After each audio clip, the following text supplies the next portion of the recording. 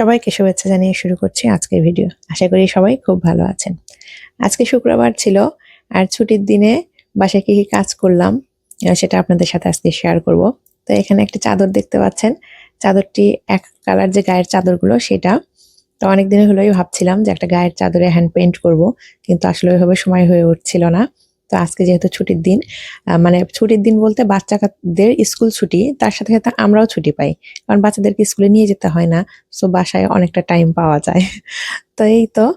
তো ওই জন্য ভাবলাম যে যেহেতু বাসায় একটু কাজটা কম আছে, চাদরটা কমপ্লিট করে ফেলি। তো চাদরটা কমপ্লিট করে ফেলেছি। কেমন হয়েছে সবাই কিন্তু জানাবেন। এটা ছিল সকালের দিক। সকাল সকালে চাদরটাকে কমপ্লিট করে আমি বাগানের দিকে চলে আসলাম। এখন প্রায় 10টার মতো বাজে। তো এখানে এসে দেখি মারিয়াম বাগানে খেলা করছে। ওই ছোট ছোট এই যে মাটির হাঁড়ি পাতিল দিয়ে মাটি বালু টালু দিয়ে রান্না করছে। আমরাও ছোটবেলায় এভাবে খেলতাম। এগুলোই রান্নার, বালুকে বানাতাম চাল, তারপর গাছের পাতা, এগুলোকে সবজি হিসাবে কাটাকাটি করতাম। তো আমার গাছের কাঁঠাল পড়ে যাচ্ছে, সেই কাঁঠালগুলো তুলে এনে মারিয়াম তরকারি হিসেবে রান্না করার জন্য কাটাকাটি করছে। আর এদিকে আরিফ সকাল সকালেই আজকে ট্যাঙ্ক পরিষ্কার করা শুরু করেছে। আসলে এটা একটা ফ্রিজের, মানে নষ্ট ফ্রিজ যেটা থাকে আর কি।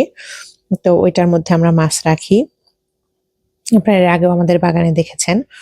তো এটা আসলে কোথায় যেন একটা ছিদ্র হয়েছে, ছিদ্রের জন্য পানিটা চলে যাচ্ছিল। একদম পানি শুকিয়ে গেছে। তো ওইটাকেই পরিষ্কার করে নিচ্ছে, নতুন করে আবার ডেকোরেট করবে। তো আর আমি এদিকে দুপুরের জন্য বাগানটা ঘুরে আসলাম, এসে দুপুরে রান্না বান্না শুরু করলাম। এখানে রান্নার জন্য সব জোগাড় যন্ত্র আগেই করে রেখেছিলাম। তো আজকে সবাই খিচুড়ি খাবে।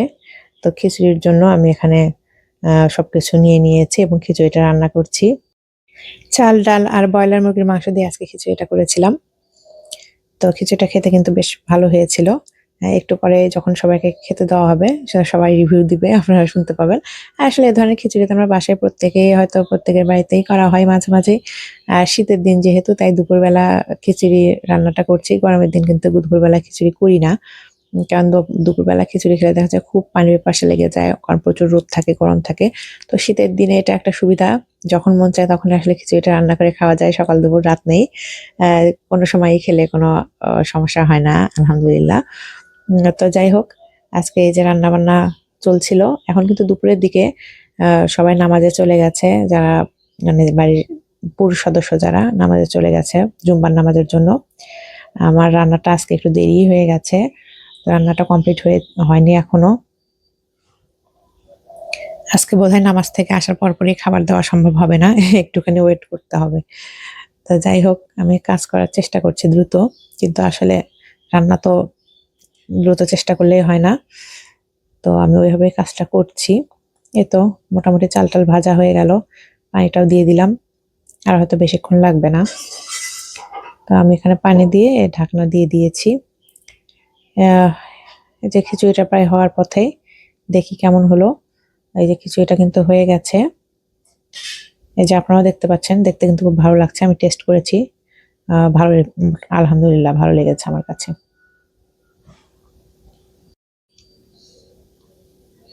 তো এই তো খিচুড়িটি কমপ্লিট হয়ে গেছে, প্রায় শেষ, রান্নাটি শেষ।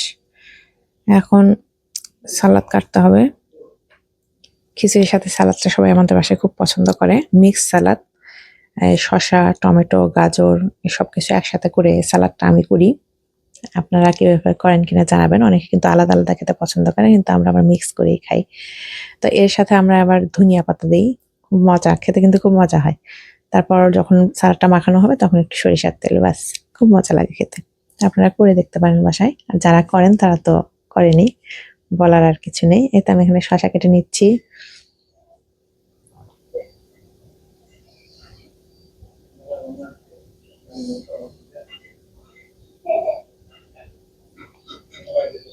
আমি সালাদ কাটার জন্য বাগানে চলে এসেছি। বাগানে বসে কাজ করতে আমার ভালো লাগে। বাইরের গাছপালা সবকিছু দেখতে পাই। আর তার থেকে বড় কথা, সবাই বেশিরভাগ টাইম আমাদের বাসায় বাগানেই থাকে। বাচ্চারা বাগানে খেলে, যার জন্য এখানে আসলে আমি সবার সাথে কথা বলতে পারি। তাই আমি যতটুকু কাজ আর কি বাগানে নিয়ে এসে করা যায় আমি করি, চেষ্টা করি। আর বাকি যেটা সম্ভব হয় না, যেমন রান্না করা, চুলাটা যেহেতু ভেতরে, তো ওখানে আসলে কিছু করার নাই। আমি ভাবতেছি বাগানে একটা চুলা, মাটির চুলা বসাবো। তাহলে আমি মাঝে মাঝে মাটির চুলাতে রান্না করতে পারবো। মাটির চুলাতে রান্না করতে কিন্তু ভালোই লাগে, আর মাটির চুলা রান্নার কিন্তু খুব মজা হয় খেতে। তো দেখি কবে করা যায় ভাবছি, কিন্তু আসলে জায়গা এখনো ঠিক করতে পারিনি।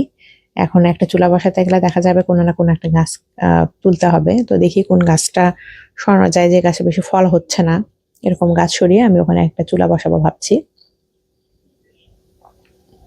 তো যখন চুলা বসাবো অবশ্যই আপনাদের সাথে শেয়ার করব। আপনারা আমাদের ভিডিওটা দেখবেন, ভিডিওগুলো, আর আমাদের পাশেই থাকবেন, লাইক করবেন, কমেন্ট করবেন। আমাদের ভিডিওতে কোন অংশটা আপনাদের ভালো লাগছে বা আরো কি করলে ভালো হবে এরকম আমাদেরকে জানাবেন। আমাদের কাছে কিন্তু খুব ভালো লাগবে। তো আপনারা জানালে আমরা কিন্তু এভাবে আরো ভিডিও তৈরি করতে পারবো। আপনাদের যেটা ভালো লাগে সেভাবে আমরা কাজ করতে পারবো। তো যাই হোক, এখানে আমার কাটাকাটি শেষ, সালাদ কাটা শেষ, লেবুটাও কেটে নিচ্ছি। এবারে আসলে খাবার আরিফ অলরেডি চলে এসেছে, নামাজ থেকে আমার বাবাও চলে এসেছে। তো সবাইকে এখন খাবার দিব। চলুন সবাই তাদের কাছ থেকে রিভিউটা শুনুন। মারিয়াম নাও বাবা খাও। হুম কেমন আলহামদুলিল্লাহ, হয়েছে? অনেক ভালো হয়েছে। হ্যাঁ, অনেক ভালো হয়েছে খেতে। খুব মজা। আচ্ছা, হ্যাঁ, অনেক ভালো হয়েছে, আলহামদুলিল্লাহ। সবাই খুব মজা করে খাও। হুম, ইনশাআল্লাহ। খাওয়া দাওয়া শেষ, আমি আমার ঘরের বাকি যে খাবার পরে কাজগুলো থাকে, থালা বাসন মাজা ঘষা সবকিছু গোছাগাছা করে বাগানে চলে আসলাম। এসে দেখি আরিফ আবার বাগানের ট্যাঙ্ক পরিষ্কার শুরু করেছে। সকালে অর্ধেকটা করে রেখেছিল, এখন বাকিটা করছে। এই যে দেখতে পাচ্ছেন এখানে ট্যাঙ্ক থেকে যে পানিটা বের হয়ে যাচ্ছে, এটা কিন্তু সোলার মোটরে চলছে। আমাদের আসলে বাগানে বা আমাদের ঘরেও ঘরে কারেন্ট ইলেকট্রিসিটির যে লাইট ফ্যান এগুলো আছে, কিন্তু আমরা সোলারটাকে মানে সোলারের ব্যবস্থাও আছে, তো সোলারটাকে আমরা বেশিরভাগ ইউজ করি। বাগানে, বিশেষ করে বাগানে যে কোনো কাজের জন্য আমরা সোলারই ব্যবহার করে থাকি। বাগানের এই যে যতগুলো ফিশ ট্যাঙ্কে আপনার পানি মোটর চলছে, তারপর এই যে ফিল্টার হচ্ছে পানি, সব কাজ আমরা ইয়ে দিয়েই করি, সোলার দিয়েই করা হয়। তা এটা আমাদের গাছের পেঁপে, রেড লেডি, আমাদের বাসাতেই গাছ। গাছটাতে আলহামদুলিল্লাহ ভালো ফলন হয়েছে এবার পেঁপের। এটা গাছ পাকা পেঁপে। তো এটা এখন একদম সন্ধ্যার দিকে, আমি সবার জন্য পেঁপে কেটে নিচ্ছি। তো সবাই ভালো থাকবেন, আমাদের জন্য দোয়া করবেন, আমাদের পাশেই থাকবেন।